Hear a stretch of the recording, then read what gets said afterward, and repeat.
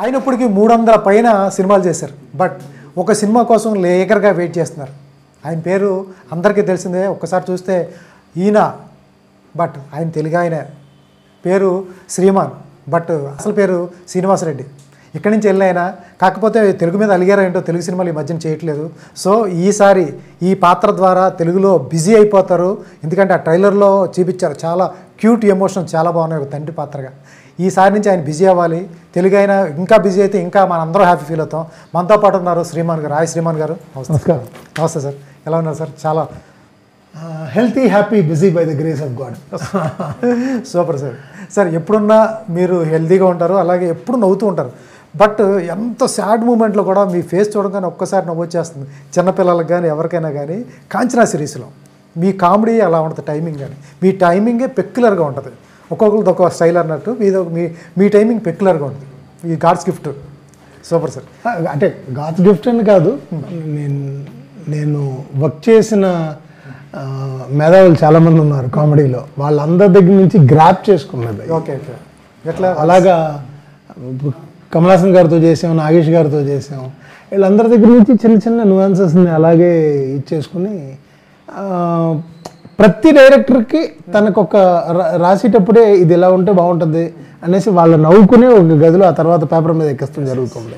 అది వచ్చేటప్పుడు మన ఇన్పుట్స్ కూడా దాంట్లో జాయిన్ అయినప్పుడు కొంచెం యూనిక్గా ఉండొచ్చు. పర్టికులర్గా కమెడియన్స్ మాత్రం వాళ్ళ స్టైల్ యాడ్ చేస్తారు కదా సార్? 100% చేస్తారు. అలా చేసి వాళ్ళు మాత్రమే కమెడియన్స్గా ఉండగలరు. ఓకే, వాళ్ళ దగ్గరే ఉంటుంది అది. ఆ యూనిక్నెస్ లేకపోతే కామెడియన్గా. ఎందుకంటే ఒక థియేటర్లో రకరకాల మూడ్స్లో పబ్లిక్ వచ్చి కూర్చుంటారు. వాళ్ళు నవ్వించాలి. అది సీన్లోనూ ఉండాలి, మన బాడీ లాంగ్వేజ్లోనూ ఉండాలి, మన డెలివరీలోనూ ఉండాలి. సో ఈ మూడు కలిసి రావాలంటే వాళ్ళలో కొంచెం కామెడీ, బేసిక్గా కామెడీ సెన్స్ ఉండాలి, ఉంటేనే జరుగుతుంది. అవునవునవును సార్. కొంతమంది డైరెక్టర్లు వచ్చి మీకోసమే రాశాను శ్రీమాన్ గారు, ఈ పాత్ర మీరే చేయాలి అన్నప్పుడు మనం ఎన్ని కోట్లు సంపాదించినా రాని తృప్తి ఒకటి ఉంటుంది.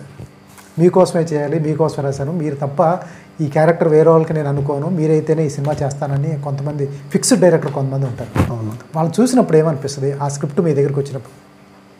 అలా వచ్చిందే కాంచనా, లారెన్స్ మాస్టర్. సూపర్. అందుకని అంత పేరు వచ్చింది దానికి. అది వచ్చేసి ఏంటంటే ఒక ఫ్యామిలీగానే వర్క్ చేస్తాం. నేను కాంచనా లోపలికి వెళ్ళేటప్పుడు ఐఎమ్ నాట్ అన్ ఆర్టిస్ట్. నేను ఆ స్క్రిప్ట్ లోపల ఒకడిని, ఆ ఫ్యామిలీలో ఒకడిని. ఓకే. అండ్ రెండోది ఏంటంటే whatever ideas I get, నాకేమేమి మైండ్కి వస్తుందో అదంతా చెప్పినప్పుడు మాస్టర్ గారు దాన్ని ఈ స్క్రిప్ట్ని డిస్టర్బ్ చేయని ఒక కామెడీ పీస్ అయితే ఇమీడియట్గా దాన్ని అక్సెప్ట్ చేసుకుని దాన్ని ఇన్పుట్స్ తీసుకుని లోపల మళ్ళీ స్క్రిప్ట్లో ఎక్కించి ఇంకొక రోజు ఎక్స్ట్రా అయినా అది షూట్ చేసి అది చూసి ఆనందించి మళ్ళీ వచ్చి గట్టిగా పట్టుకుంటాడు, భలే చెప్పావు అని. సో అది ఆ గివ్ అండ్ టేక్ అంటే it is a group of people working together, అప్పుడే అది కరెక్ట్గా వస్తుంది. సో అలాగా కొంతమంది డైరెక్టర్స్ ఉన్నారు నాకు కూడా నా లైఫ్ కెరియర్లో. ప్రభుదేవ మాస్టర్ గారు చేసినప్పుడు కూడా ఒక పర్టికులర్ ఫిలింలో ఊర్వశి గారితో నన్నే అనుకున్నారు. నేను అడిగాను, అంటే మాస్టర్ గారు ఆవిడే పెద్ద ఇది కదా, లేదు దానికి గివ్ అండ్ టేక్ అనేది ఉంటేనే ఒకటి పండుద్ది. ఒకే మనిషి మాత్రం చేస్తే అది ఎలివేట్ కాదు, మీరుంటేనే అది కరెక్ట్ అనేసి ప్రభు మాస్టర్ గారు పర్టికులర్గా పిలిపించుకొని పెట్టుకున్నారు. దానికి ప్రొడ్యూసర్ వచ్చేసి విశాల్. Super sir. ఎట్లా ఉంటుంది లారెన్స్ మాస్టర్ గారిది మీది బాండింగ్? ఇప్పటికి 3 సిరీస్, 3 కూడా ఈ సూపర్ హిట్ బ్లాక్ బస్టర్స్. నా రేషన్ కార్డులో ఆయన పేరు లేదు, ఆయన రేషన్ కార్డులో నా పేరు లేదు, అంతే. ఎంతకంటే పెద్ద వర్డ్ ఉండదేమో కదా. అంతే. ఓకే. వర్కింగ్ స్టైల్ ఎలా ఉంటుంది సార్? చాలామంది పెద్ద లెజెండరీ డైరెక్టర్స్తో చేశారు, ఒక్కరు కాదు మీరు చేయని అందరితో, ఆల్మోస్ట్ అందరితో చేశారు. వర్కింగ్ స్టైల్ డిఫరెన్స్ ఒక్కొక్క డైరెక్టర్ దగ్గర నుంచి ఒకటి నేర్చుకోవచ్చు. ఈయన దగ్గర నుంచి నేర్చుకోవాలి అంటే లారెన్స్ మాస్టర్ గారి దగ్గర నుంచి. లారెన్స్ మాస్టర్ గారి దగ్గర నేర్చుకునేది ఏంటంటే, లారెన్స్ మాస్టర్ గారి దగ్గర ఫస్ట్ మేము లోపలికి వెళ్ళేటప్పుడు టైమింగ్ అనేది ఉండదు. జనరల్గా ఒక కాల్ షీట్ అని పెట్టుకుని పని చేస్తాం. అవునవును. మాస్టర్ గారి దగ్గరికి మేము వెళ్ళినప్పుడు ఈ సీన్ మొదలెడితే ఆ ఫ్లో ఎలా వెళ్తుందో ఆ ఫ్లోలో వెళ్ళిపోతాం. అది ఫర్ ఎగ్జాంపుల్ ఇప్పుడు ఈవేళ మార్నింగ్ 5:30కి ఫినిష్ అయింది. 5:30కి నేను చెప్పాను ఇలాగా నాకు తెలుగు సినిమా ప్రమోషన్కి వెళ్ళాలి శశివదనకి అంటే, నేను చూసాను, నేను కూడా బయట ఇచ్చాను కదా, నువ్వు కొడితే ఈవేళ నైట్ నువ్వు వెళ్ళిపో.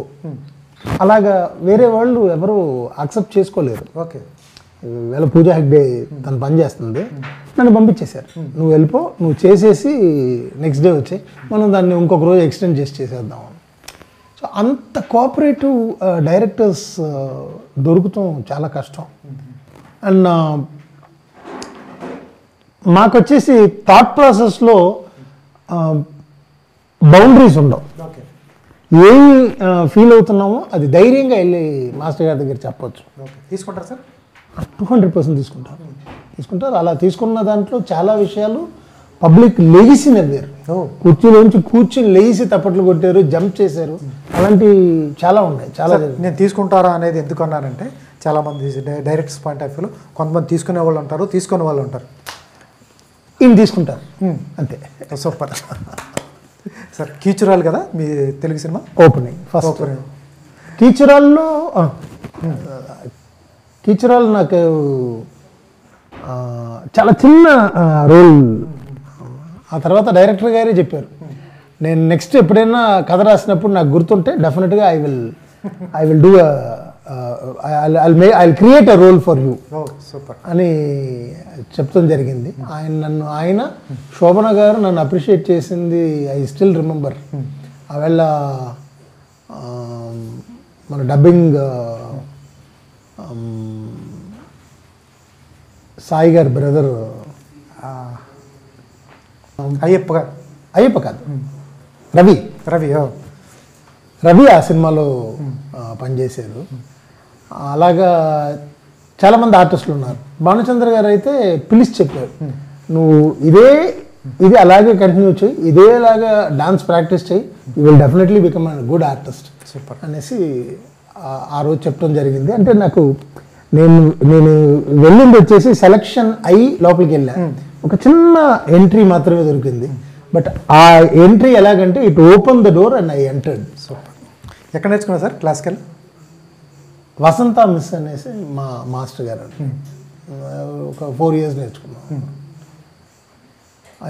అది చెన్నైలోనే. ఓకే, చెన్నైలోనే. బట్ నా చిన్నప్పుడు ఎప్పుడన్నా స్టేజ్ పెర్ఫార్మెన్స్ దొరికిందా? అప్పుడు చాలా స్టేజెస్ ఆడారు. ఓకే, దొరికిందా కాదు, స్టేజ్లో చాలా మంది చూసిన తర్వాత ఒక పర్టికులర్ స్టేజ్లో మేము పర్ఫామ్ చేసింది చూసే నన్ను టి రాజేంద్ర గారు, నేను స్కూల్ చదువుకున్నప్పుడు, నువ్వు క్లాసికల్ ఆడుతున్నావు, బ్రేక్ డాన్స్ ఆడుతున్నావు, నా ఫిల్మ్లో ఒక సాంగ్ ఉంది, దాంట్లో గ్రూప్ ఆడగలవా, నాకు వచ్చేసి గ్రూప్ డాన్సర్స్ వద్దు, స్పెషల్ డాన్సర్స్గా నేను సెలెక్ట్ చేస్తున్నాను, నువ్వు ఆడగలవా అని నన్ను.